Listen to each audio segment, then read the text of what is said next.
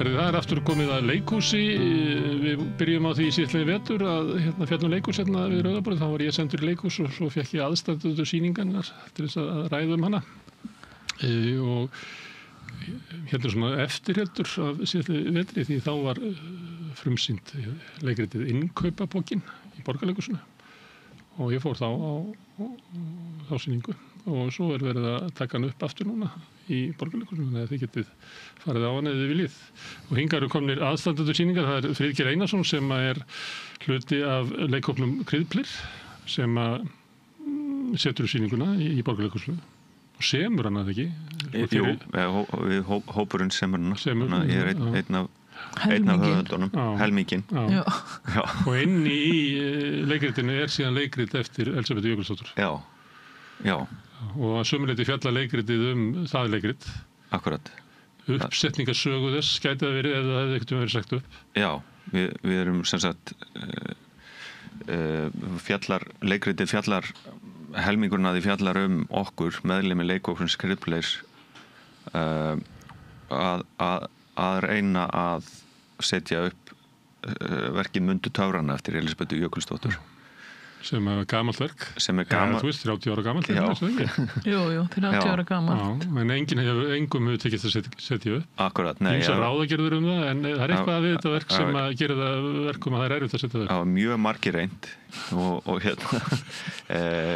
mjög stór hluti íslensk leikhúsfólks hefur með einum eða öðrum hætti komið að upplestrum og uppsetningum á verkum sem byggja á verkinu eða skírskota til þess að fjalla einhverju leyti sama málefni. Já, Blóðuga kanína sem var sýnd í Tjarnarbíó og það var býtu nú við leikhópur Guðmundur Ingi Þorvaldsson. Ratatam. Nei, ég held að hafi ekki verið þeir sko. Nei. En nú stólið úr mér hvað þeir hétu, en Guðmundur Ingi var leikstjóri og það hét Blóðuga kanínan og þar til dæmis persónur sem úr Mundu töfrana eins og Tárið. En Blóðuga kanínan þá ekki verk eftir þig sem byggir á þessu? Heldur tóku þau og sömdu nýtt verk? Nei, þetta verk eftir mig sem byggir á Mundu töfrana. Eins og eiginlega allt sem þú hefur gert. Já. Ég átti mig á því þegar ég satt undir þetta væri lykilverk ef ég væri að fara í bókmenntatafræði og ætla að stúdera Elsabetu Jökulsdóttur. Þá væri þetta lykillinn af öllu sem Elsabetu hefur gert síðan. Já. Það ekki? Jú, það eiginlega þannig að þetta ég búin að vera að skrifa þetta í 30 ár og fekk vitrun að þessu leikriti. Ég sem sagt að ég ætlaði nú ekkert að tala pappa minn í þessu viðtali en þá var það þannig að hann birtist sem draugur heima hjá mér eða hann birtist reyndar aldrei heldur fann ég fyrir honum í 3 vikur og alltaf þegar ég kom heim þá var hann að þvælast í ganginum þannig að ég kallaði gangin draugagang og síðan endaði með því eftir 3 vikur að þá settist ég niður og spurði hann hvað viltu pabbi og þá sagði ég hélt kannski að myndi biðja afsökunar á því hvað hann hafði verið leiðinlegur og mikið fyllibitta alltaf mikið alkoholisti skulum við segja en þá sagði hann þú átt að skrifa leikrit og þá vissi ég að þetta var rétt hjá mér vegna þess að ég hafði aldrei ætlað að skrifa leikrit aftur af því fyrsta leikriti mitt gekk svo illa Eldhestur á ís og það var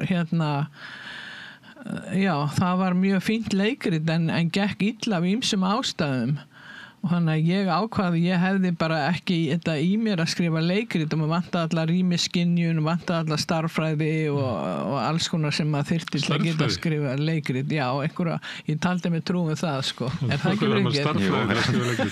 Það til dæmis fer fram umræða í innkaupapókanum að verkið vanti strúktúr sem svona verkfræðilegt hugtak kannski en ég sjálfur mjög lélegur í starffræði en verkinu vantar strúktúr? Sko verkið hefur mjög óvenjulegan strúktúr og mjög svona fljótandi strúktúr kannski ekki svona dæmigert funkishús sem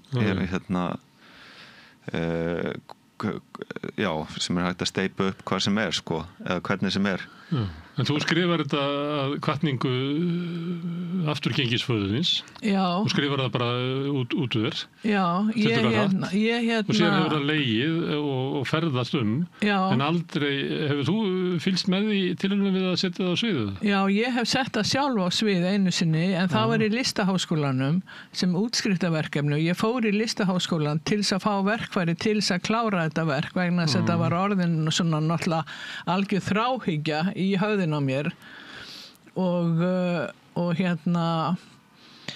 og ég bara geri mig ferð í Listaháskólan til þess að geta klára verkið og eins og ég segi, fengi einhver verkfæri til þess að og ég hélt að mér myndi aldrei takast það að ætlunarverk mitt en svo bara á síðustu metrunum að þá kom þetta upp að ég skrifa Mundu töfrana sem var svona svolítið svart leikrit og váveiflega hluti barn sem týnist í töfragarði og að dauða komið í töfragarðinum og hvernig ævintýraheimurinn getur reynst okkur erfiður og getur, hvernig töfraheimurinn getur verið hættulegur en þá skrifaði þetta sem algjört ævintýraleikrit en svo fór ég nú í maníu á síðustu metrunum þannig að ævintýraheimurinn hvarf en kemur ekki aftur fyrir en kryðpleir setur þetta upp að þá breytist leikriti aftur í ævintýraheim en samt jafn hættulegt.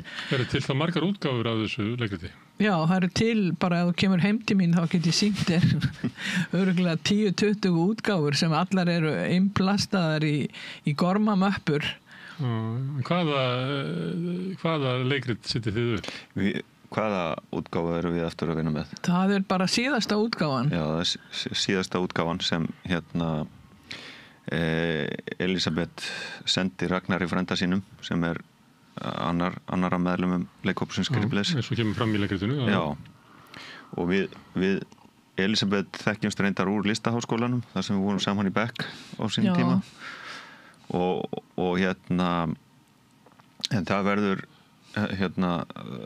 Elisabeth og Ragnar Íslefur eru einhvern tímann að ræðast við í síma og þá kemur upp þessi hugmynd að Elisabeth varpar þessu fram hvort að Kryðpleir viljir ekki setja upp þetta verk Mundu töfrana, hún sitji á þessu leikriti og Ragnar líst fyrst ekkert á það en síðan samfærir hann okkur að þetta sé þegar hann sjálfur sofið á þessu að þetta sé kannski eitthvað sem við ættum að gera. Hafðirðu boðið mörgum þetta áður eða? Já, ég hef boðið Þjóðleikhúsinu þetta og Þjóðleikhúsið Stefán Baldursson reyndist nú leikritinu vel og útvegaði með dramaturg Hávar Sigurjónsson og ég var að vinna með honum í heilt ár og það var leikleysi tvisvar í Þjóðleikhúsinu og svo var það leikleysi heima hjá mér þar sem ég fekk aðalstjörnur Þjóðleikhúsins, Þröstli og Ingvar Sig og Margréti Vilhjáms og Stefán kom sjálfur á þann leiklestur.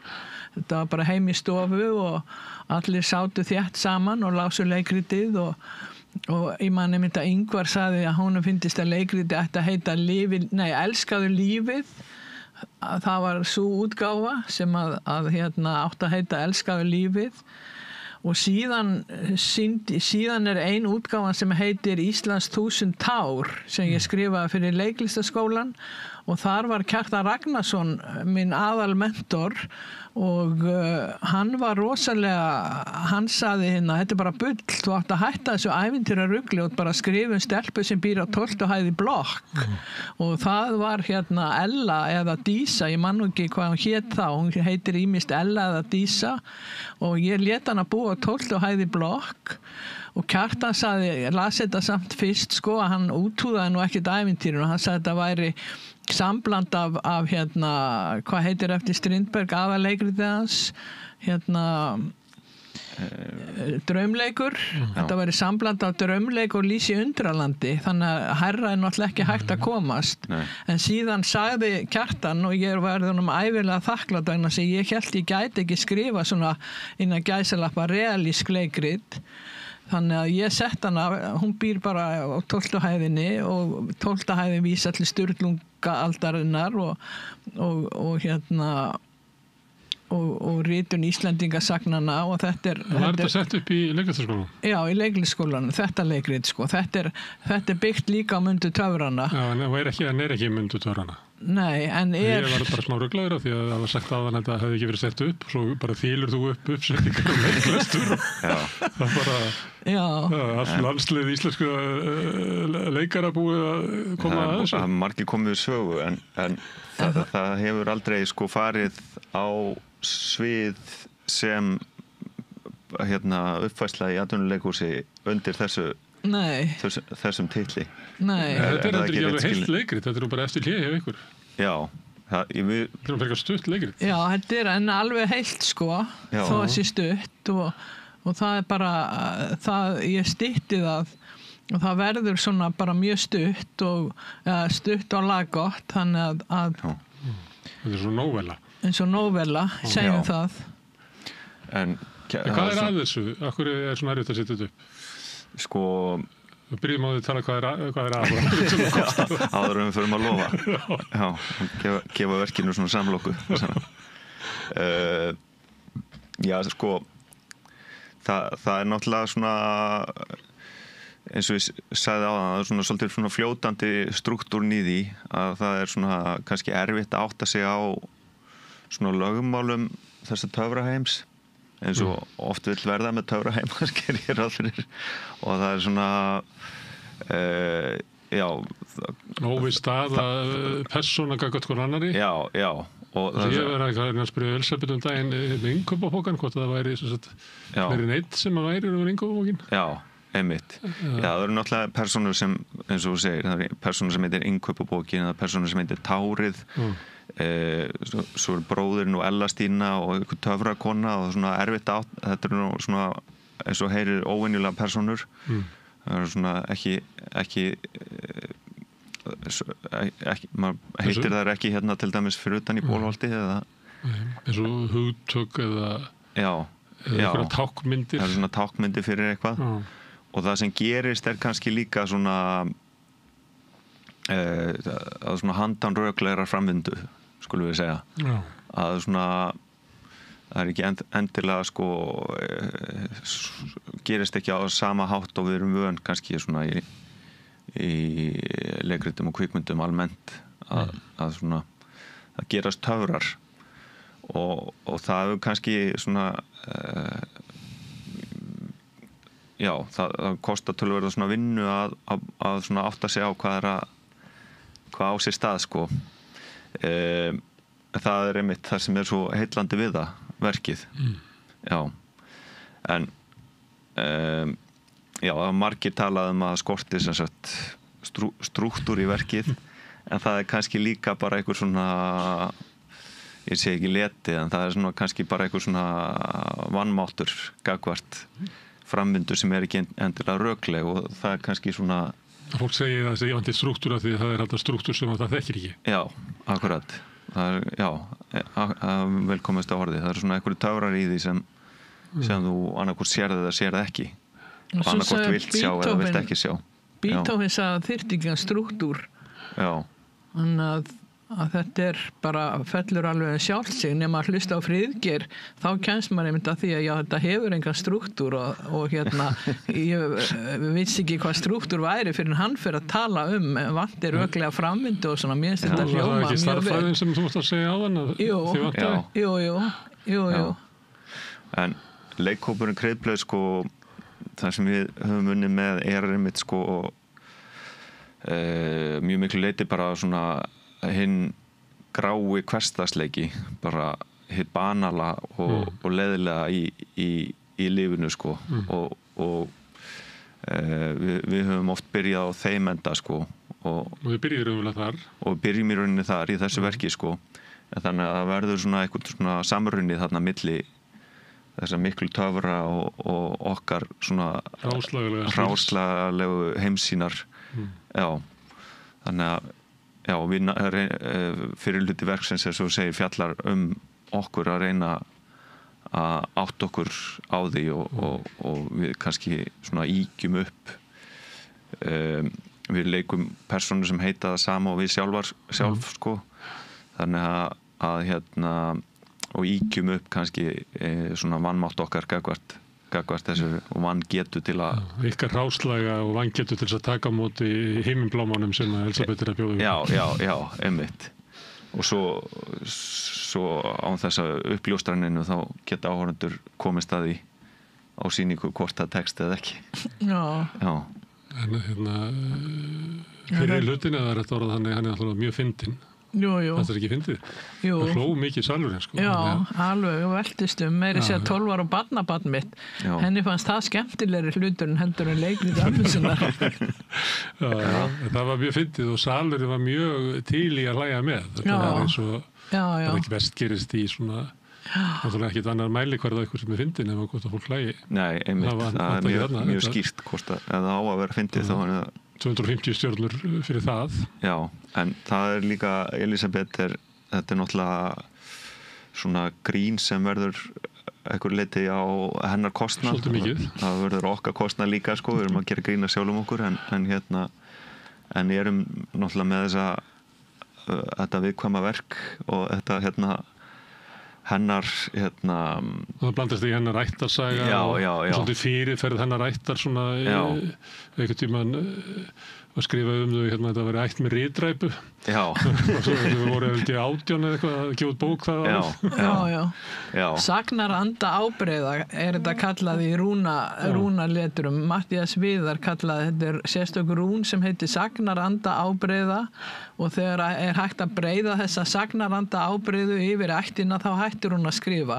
En það er náttúrulega bara einhver sem kann rúnarletur og kann að rista Sagnaranda ábreiðu sem það gerist. Sem ég myndi þessum álugum sem er á okkur. Já, þetta er náttúrulega allt stórmerkilegt fólk og gefur mikið inn í samfélagið. Eins og allir og Elisabeth náttúrulega stórmerkileg manneskja en þetta náttúrulega byggir á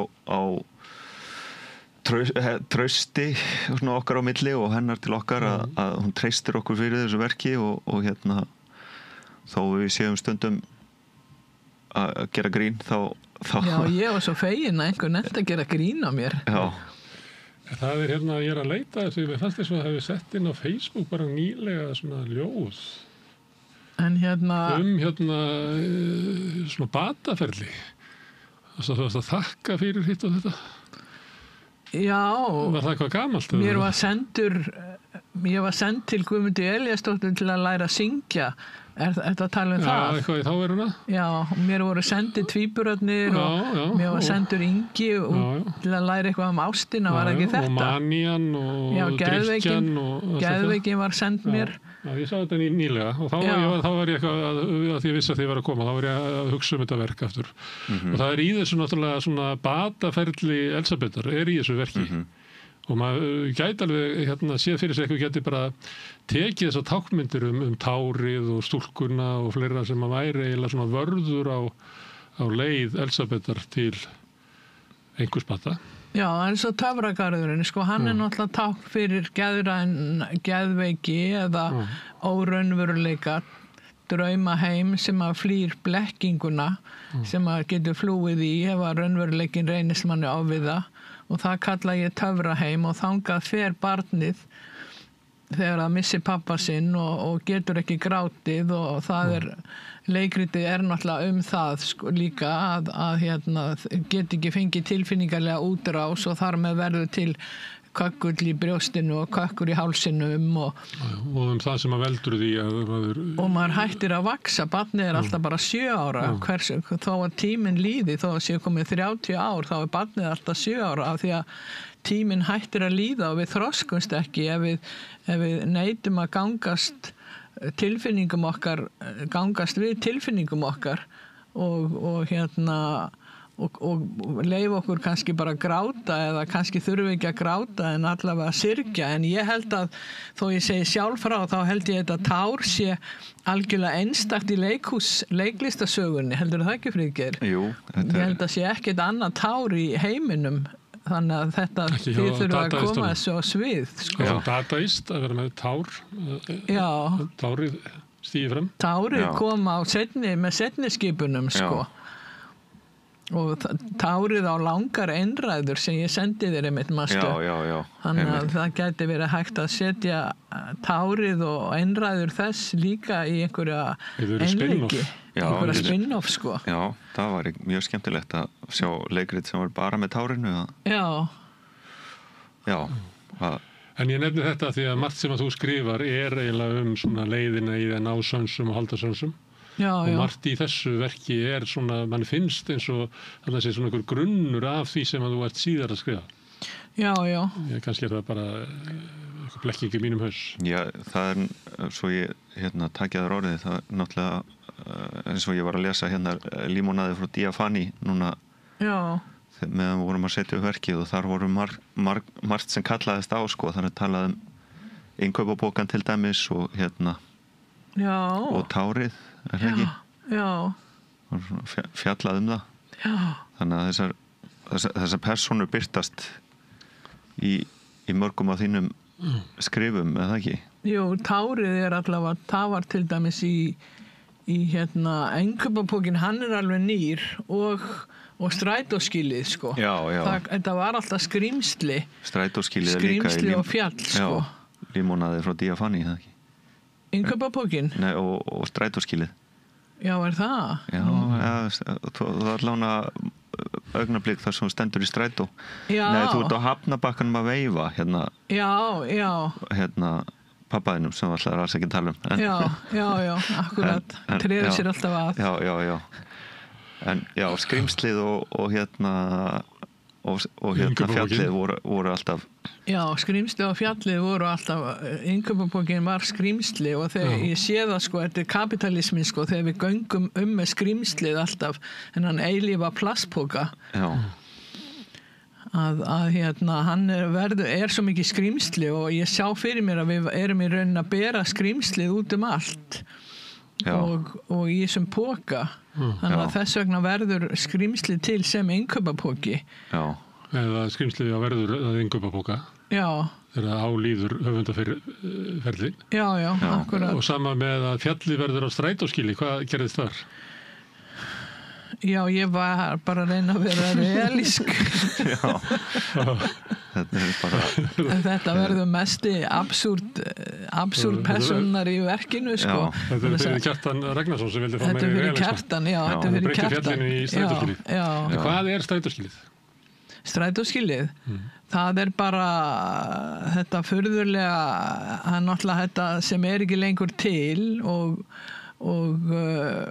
það náttúrulega atkvarf plastbóð, það atkvarf, rusl atkvarf af því þegar þú kemur í strætóskýli þá alltaf einhver kókglas, tómur innkaupapóki og svo þetta líka atkvarf, einn vinur minn hann fór alltaf til að biðja, hann notaði þetta sem altari og þannig að þetta svona atkvarf, rusl atkvarf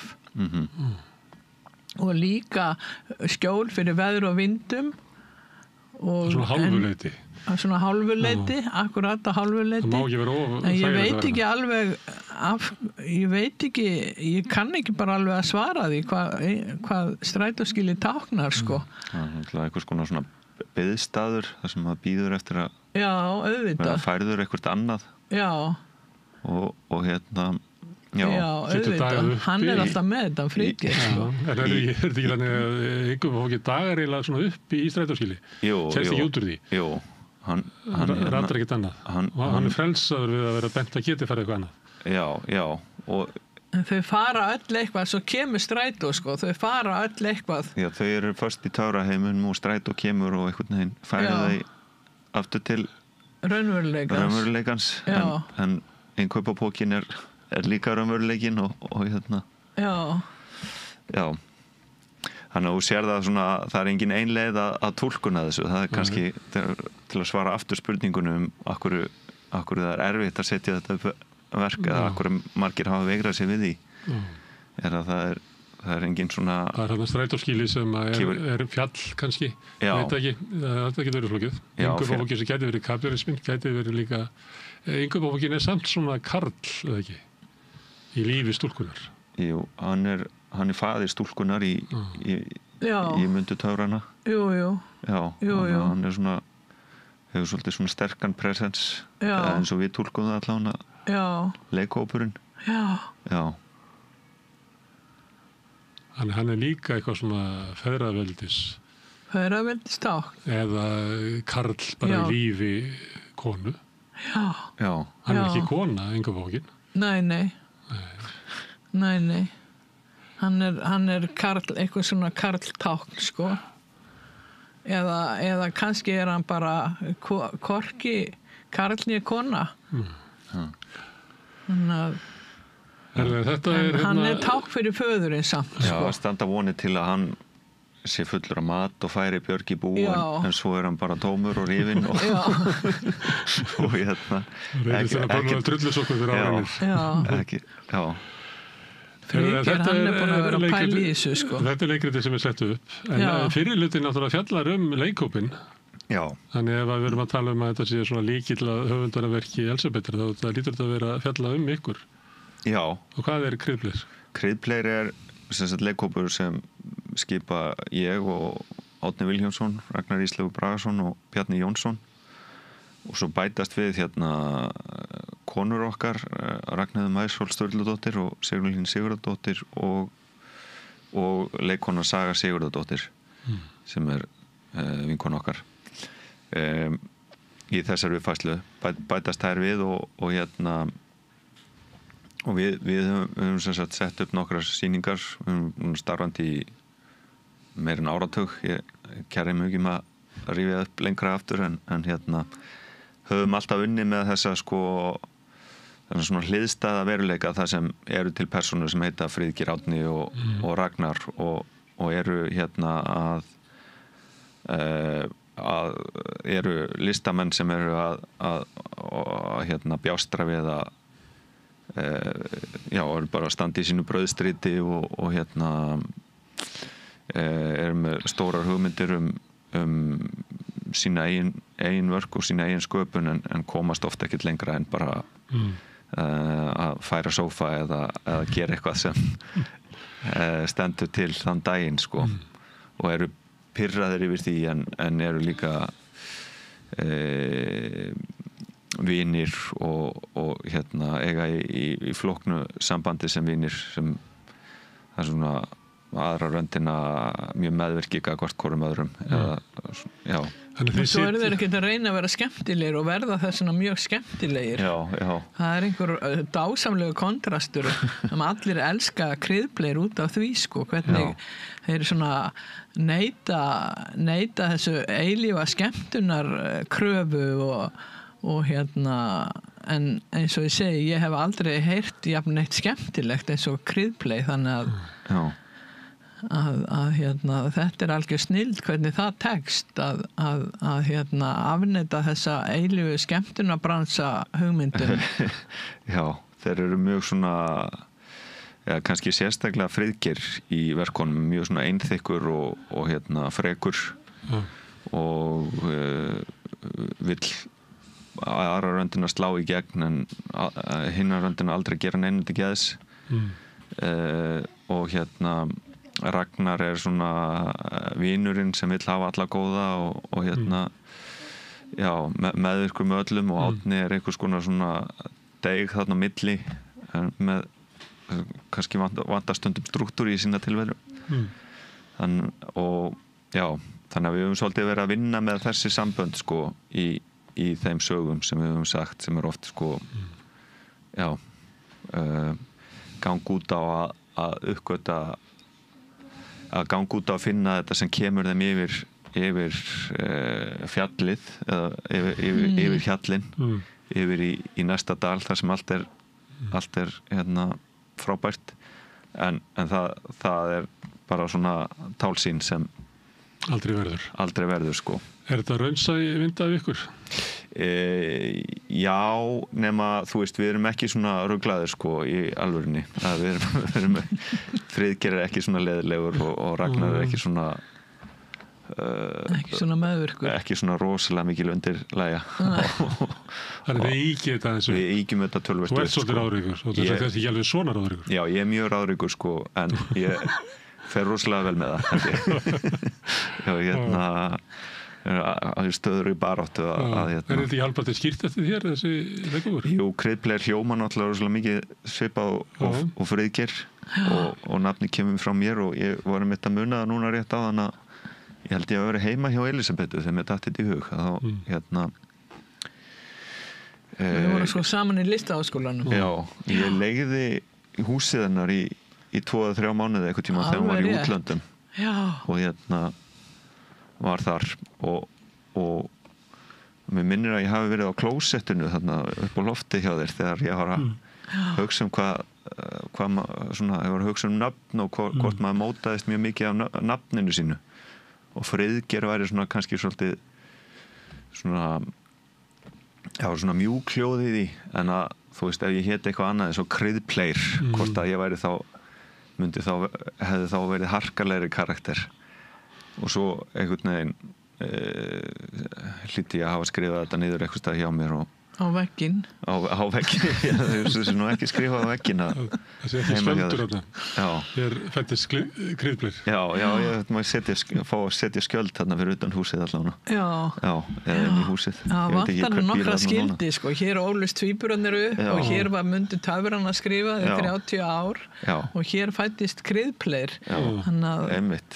en síðan vorum við byrjaðar að vinna saman hérna við 3 og síðan við 4 hérna, Bjarni Jónsson alltaf bak við tjöldin sem svona skrifa niður og hérna heldur utan handritin og svona og leikstýristundum og við vorum að sækja eitthvað styrk fyrir eitthvað sem ég hafði samt skrifað og ég fylli bara út þetta á styrkumsóknina Kryddpleir og þannig það nú bara öll sagan sko Það komu peningar sér satt. Það komu peningar og follow the money story. Follow the money story einmitt, það var einhver sem vildi borga fyrir eitthvað sem Kryddpleir ætlaði að gera og þannig við komum að breyta því ekki Ertu ánægð með sýninguna?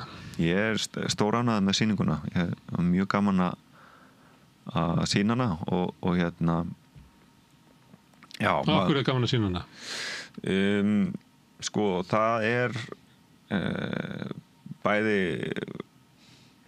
það akkurru það bara við hérna höfum náða að segja sögu sem algjörlega okkar og hún fellur vel í krami hjá þeim áhorfendum sko koma mér finnst það svolítið áberandi þegar ég fór sko áhorfendur voru rosa viljur til þess að hlæja og svo viljur til þess að fara inn í ævintýrið og reyna að skilja það einmitt maður finnur oft fyrir áhorfendum það er líka mjög gaman að þú veist þetta er svona ný áskorun fyrir okkur að setja upp verkinu Elisabetar sem þú veist ólíkt því sem við höfum unnið með áður og hérna og við verðum einhvern veginn að nálgast það bara eins og leikhúsfólk gerir yfirleitt eða leikarar gera yfirleitt að hérna reyna að gæða persónurnar einhverju lífi en er það ekki samt að þannig eru persónur að leika persónur? Jú, það er líka það er þú ert ekki að leika persónu?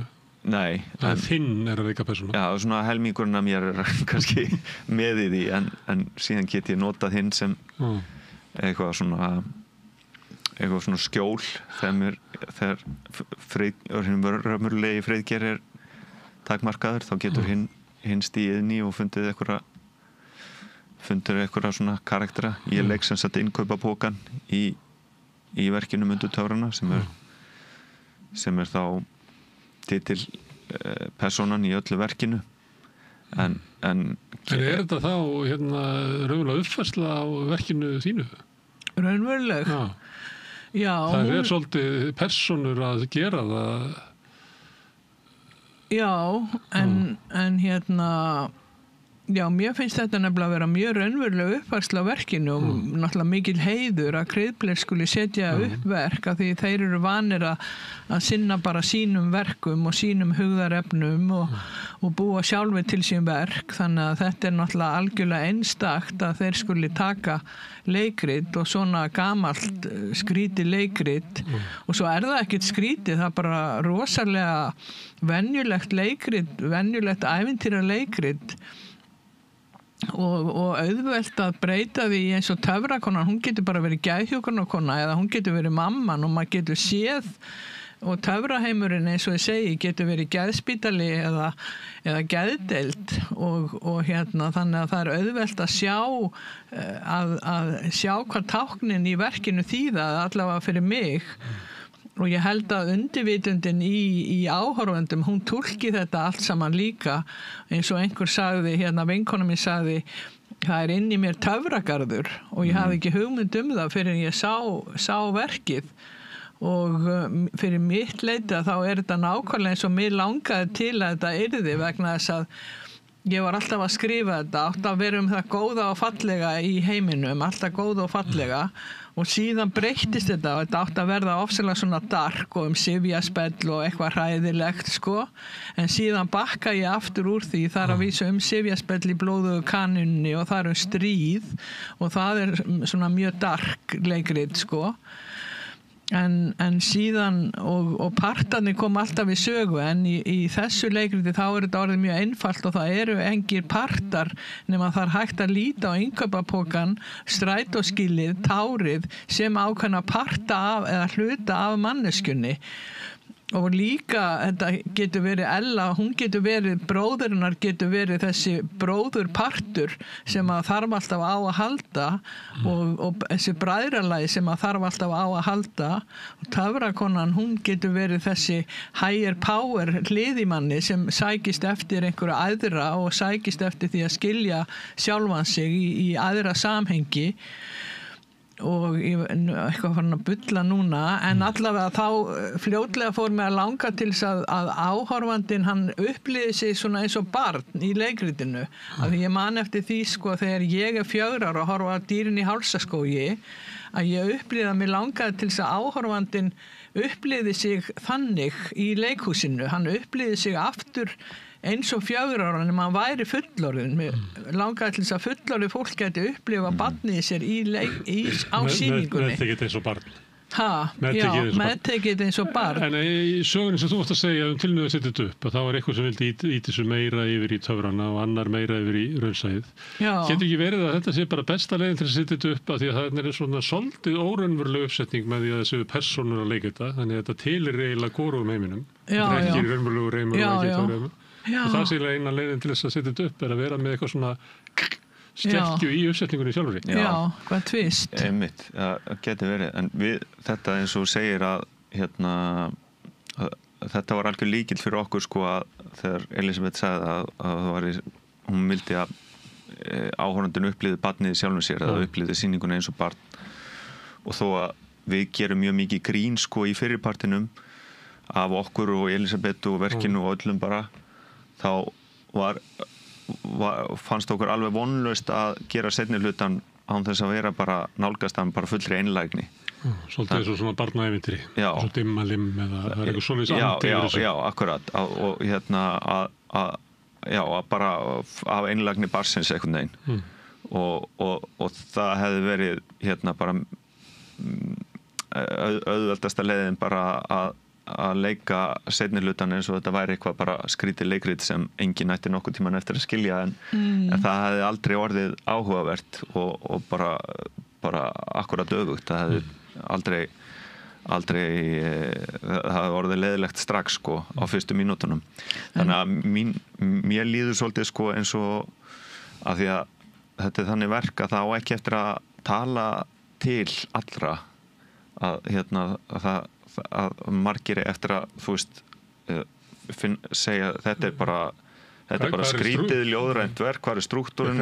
ég tek ekki þátt í svona tilgerð ég er bara í fílu allan tíman að fyrir hlutin sko funkar að einhverju leiti þá afvopnar hann sko áhorfendur að því að fólk kemur inn í sal og sér bara fólk að rífast á máli sem það skilur og það er fyndið og einhverju leiti já, mörgum finnst það skemmtilegt allána og hérna og það setur sko seinni hlutan í svona ákveðið svona samingi þar sem allir á þessu kvöldi geta verið með eða svona flestir held ég þannig að mér líður svolítið svona eins og já, þetta er örugglega ekki eina leiðin til að setja upp þetta verk en þetta er svona það sem við reynum að gera við reynum að klára hláturinn sko fyrir hlé svo að þú getur komið hreinn að hláturinn þá sem einhvers konar svona hreinsun áður en þú tekst á við alvöru lífsins. Er þetta ekki fín aðferður við að koma með leikrit svona sem að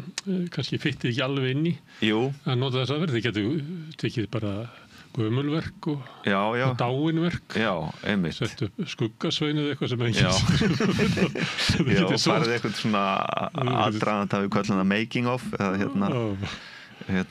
svona til fallegra íslenskra orð já, bak við tjöldin. Já, það til svona ýmislegt svona sem að hefur einhvern veginn er við hliðin á verkinu hennar Elsabetu sem ríkfalla okkur hillu inn í einmitt. Jú, þetta er sjálfsagt flott bara skapalón fyrir sýningar að fleyta textum inn í samtíman. Já, einmitt. En talandi ævintýri þá eru þau náttúrulega, ef það eru sönn ævintýri þá eru þau náttúrulega alltaf óhuguleg. Eins og Mundi töfrana hefur óhugnað, það er gamall rifinn plastpoki, tár sem er mjög ógnvekjandi, þú veist, það afvopnar fólk bara með því að titra og glitra. Og einhver töfrakona sem engin veit hversu skrítin er og töfragarðurinn er mjög óhugulegur og barnið er fast í töfraheimi og þetta er eins og með dimmalima því hún nefndir hana einhverju dauðir svanir að og Hansi Andersen er náttúrulega snillingur í því að hafa ævintýri mjög óhuguleg þannig að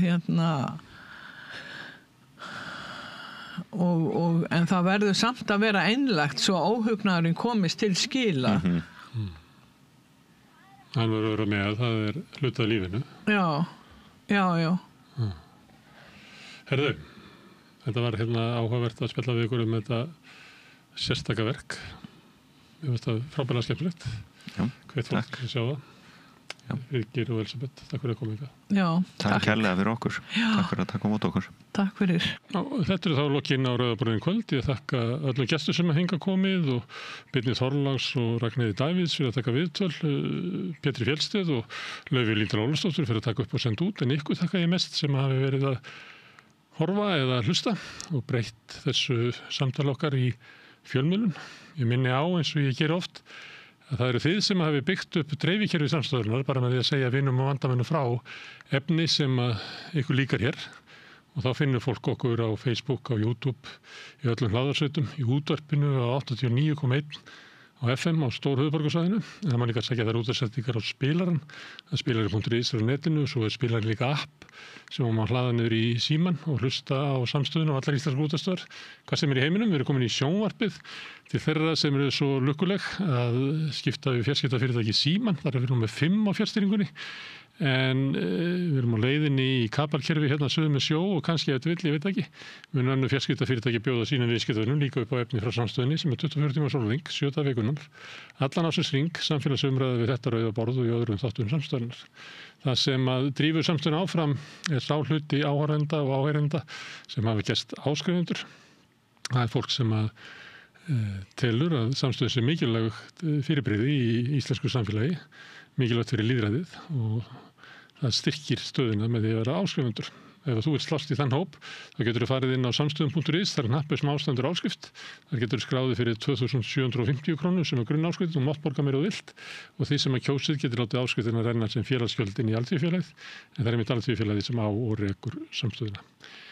En þetta er komið gott í bili hjá okkur í kvöld. Við sjáumst á morgun að þá eru við það sem við kallum vikuskammtur sendur hérna út klukkan 16 eða klukkan 4 síðdegis þar sem við förum yfir frétti vikuna með góðu fólki en þetta er búið í bili og ég segi góða nótt. Segðu það á Samstöðinni. Samstöðin er í eigu hlustenda, áhorfenda og lesenda. Sláist í hópinn og gerist áskrifendur.